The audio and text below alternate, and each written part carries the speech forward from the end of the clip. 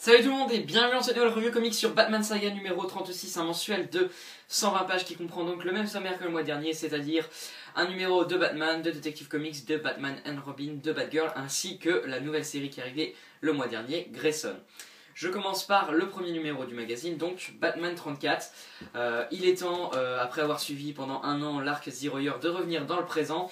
Et donc ce mois-ci on a le droit à un numéro one-shot qui est là pour dire, on va dire, de permettre aux scénaristes et aux dessinateurs que sont Scott Snyder et Greg Capullo de prendre une petite pause d'un mois avant de revenir le mois prochain avec leur tout nouvel arc Endgame, enfin que Urban a appelé Fini de jouer en VF. Et donc ce mois-ci on a un petit one-shot, donc scénarisé un peu par Scott Snyder ainsi que Gary Duggan. Par contre les dialogues sont entièrement faits par Gary Duggan. Au niveau des dessins, donc pour le remplacement de Greg Capullo ce mois-ci on a quelqu'un de très très bon.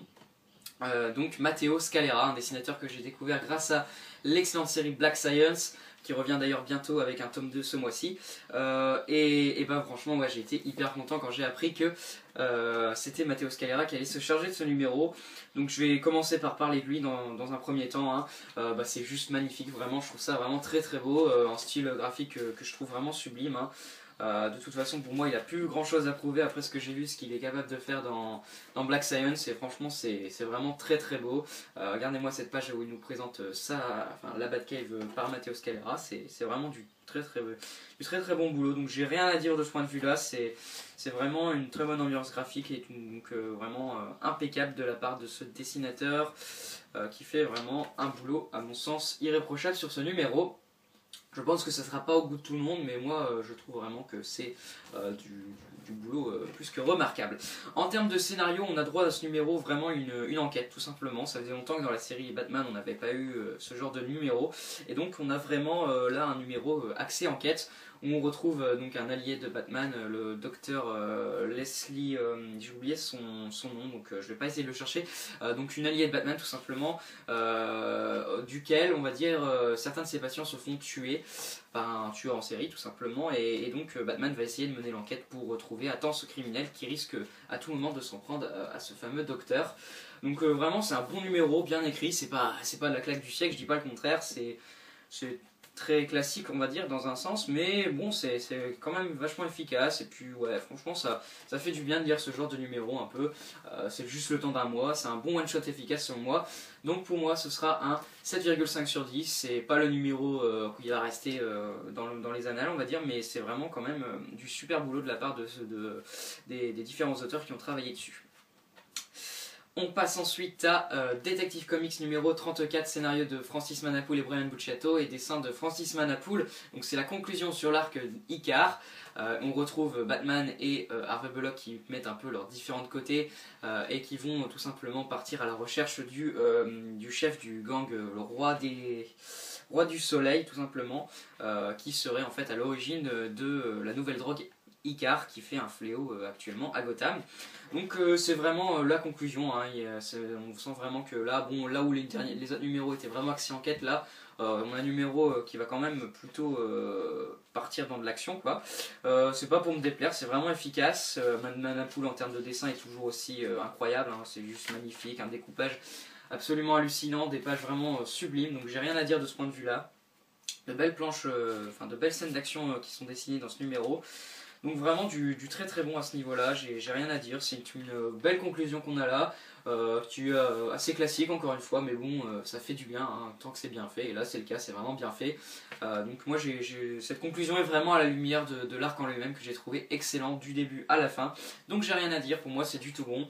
Je pense que si vous avez aimé le début, je vois pas pourquoi vous n'aimerez pas cette conclusion, qui remplit pour moi tout à fait le contrat. Donc ce sera un excellent 9 sur 10 encore une fois pour cette série que je trouve excellente depuis le début et qui continue pour moi à être toujours aussi bon. Et je suis très impatient de découvrir leur prochain arc qui sera...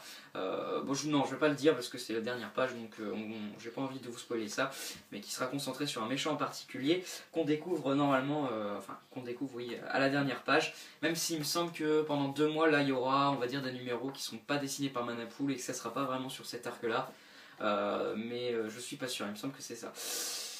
On passe ensuite à Batman and Robin numéro 34, scénario de Peter Tomasi et dessin de Patrick Gleason, donc l'équipe d'habitude tout simplement.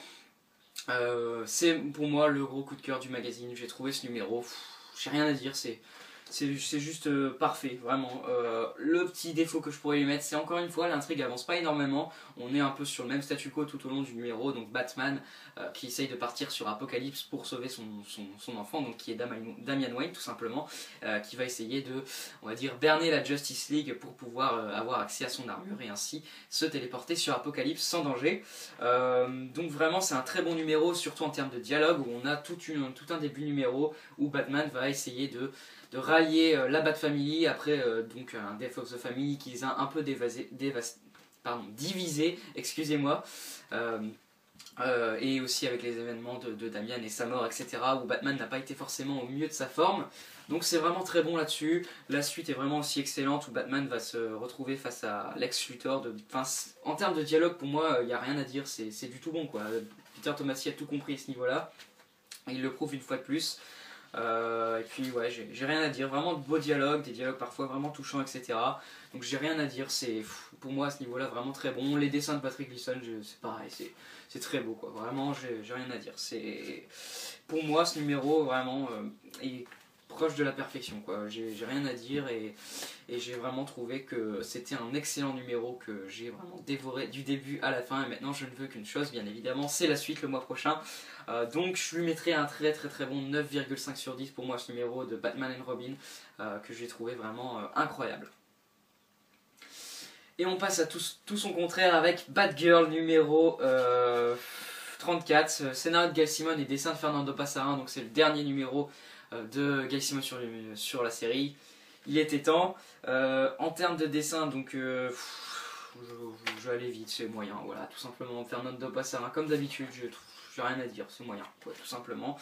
Et en termes de scénario, voilà, c'est décevant, enfin, même pas décevant, mais quand même, enfin, même si j'en attends rien de cette série, je me suis dit, j'avais une once d'espoir de me dire, elle peut franchement faire quelque chose de plutôt explosif, nous donner un petit dernier numéro plutôt sympa, mais même pas, c'est vraiment très feignant, on s'ennuie, enfin moi je me suis ennuyé profondément dans ce numéro, le revirement de situation avec Nightfall est complètement, enfin je vois pas pourquoi, elle change comme ça de comportement, enfin c'est un peu n'importe quoi, enfin voilà, c'est chiant, quoi, vraiment chiant tout ça pour ça, donc vraiment j'ai rien à dire, voilà, déçu, enfin même pas, mais encore plus déçu que ce que je pouvais m'attendre, c'est mauvais, quoi, tout simplement, c'est mauvais. Je suis peut-être un peu méchant, mais franchement, je pense que il y a un moment où, bon voilà, j'en ai un peu marre que la série c'est pas plus bougé que ça, c'est vraiment dommage.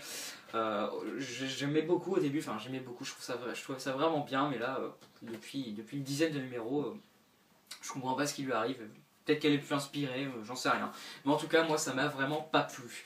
Donc je suis impatient maintenant de voir ce que va donner la nouvelle équipe créative qui arrive dès le mois prochain sur la série. J'espère vraiment que ça va donner un nouvel air à cette série. En tout cas, il y a une chose est sûre, d'après ce que j'en ai vu, on va vraiment partir dans une direction assez différente. Pourquoi pas, je suis pas hyper fan des dessins et tout, de ce que j'en ai vu, mais bon, voilà, je vais pas juger avant d'avoir lu, bien évidemment. Donc j'espère juste qu'au moins ça sera toujours mieux que ça. Je pense que ça peut être difficilement pire. Même si on peut toujours faire pire, je pense, c'est pas une bouse infâme, le numéro est pas illisible, c'est encore une fois, mais voilà, moi je m'ennuie, je trouve ça vraiment feignant et je pense vraiment qu'on peut faire mieux sur ce numéro et c'est vraiment dommage, quoi, c'est vraiment dommage. Donc pour moi, ce numéro, je lui mettrais un 3 sur 10, je suis peut-être un peu sévère encore une fois, mais c'est vraiment une autre sanction parce que j'en ai marre que cette série ne se bouge pas un peu plus, quoi. C'est dommage. Mais bon, c'est tout, hein, c'est comme ça. On verra bien le mois prochain avec la nouvelle équipe. Et on termine avec la dernière série, donc Grayson numéro 2, scénario de Tom King ainsi que Tim Sally, et avec les dialogues exclusifs de Tim Sally. Et au dessin, on a du Michael Janney, Guillermo Ortego ainsi que du Juan Castro. Ouais, ça ressemble beaucoup à l'intégralité de Michael Janin. J'ai pas trop vu la différence, je sais pas trop pourquoi. Mais bon, pourquoi pas, en tout cas c'est vraiment sublime, hein, j'ai rien à dire, le numéro est vraiment magnifique en termes de dessin, on a de superbes planches. Donc là-dessus, c'est pour moi un sans faute en termes de dessin, j'ai trouvé ça vraiment très beau dans l'ensemble. En termes de scénario, j'ai trouvé ça... C'est un bon numéro qui nous est donné là, on a une intrigue toujours aussi intéressante, on retrouve Dick Grayson encore une fois qui est en pleine infiltration dans l'organisation secrète Spirale suite à la demande de Batman et c'est toujours aussi bon, vraiment une intrigue qui se tient du début à la fin. Après, j'ai pas non plus été transporté à 100% par l'histoire de ce numéro, j'ai trouvé, enfin je sais pas, j'ai été un peu rebuté à certains moments, mais encore une fois je trouve ça quand même toujours très bien écrit, il n'y a aucun souci, c'est vraiment une bonne série en termes de scénario, comme je l'ai dit. Mais encore une fois, comme je trouve que bon, j'ai pas non plus été totalement transporté par ce numéro, donc c'est petit défaut selon moi. Après c'est peut-être personnel, j'en sais rien. Mais en tout cas, au-delà de ça, c'est vraiment un bon numéro, il n'y a aucun souci. Mais j'attends vraiment d'en voir plus. En tout cas, cette série m'intrigue beaucoup et je me demande vraiment ouais, qu'est-ce qu'ils vont faire de tout ça avec cette intrigue sur Spirale. Enfin bref, je suis très curieux de voir la suite des événements encore une fois. Donc pour moi, c'est un bon numéro, loin d'être parfait encore une fois, hein, mais vraiment du très bon. Une très bonne série tout simplement, et je suis vraiment content de lire les aventures donc, de Dick Grayson, qui est un personnage que vraiment j'aime beaucoup dans l'univers de Batman. Donc pour moi ce numéro, je lui mettrai un 7,5 sur 10 comme pour Batman, c'est un bon numéro. Après j'attends encore une fois d'en voir plus. Donc Batman Saga 36, vraiment un bon kiosque, je vais me répéter comme souvent avec ce magazine, hein, malheureusement. On a du très bon avec Detective Comics et de l'excellent vraiment avec Batman and Robin. Grayson est vraiment bon, ainsi que le numéro de Batman est vraiment bon aussi. Bien évidemment, j'attends avec grande impatience le prochain arc Endgame. Ensuite, en termes de points noirs, bah, on a Batgirl qui est... Ouais, voilà, c'est très mauvais, vraiment, tout simplement. J'ai trouvé ça vraiment mauvais. Donc maintenant, j'attends bien évidemment, là encore une fois, la nouvelle équipe créative. J'espère que on aura quelque chose, un résultat un peu plus intéressant, enfin je sais pas, avec un peu plus d'ambition quoi, tout simplement. J'espère que cette vidéo vous aura plu, n'hésitez pas comme d'habitude à donner dans les commentaires votre avis sur le kiosque ainsi que sur la vidéo en général dans les commentaires. Moi je vous dis à la prochaine pour un achat comics et info qui sera plutôt chargé hein, je pense. Et puis bah prenez soin de vous hein, comme d'habitude, et puis à plus tout le monde.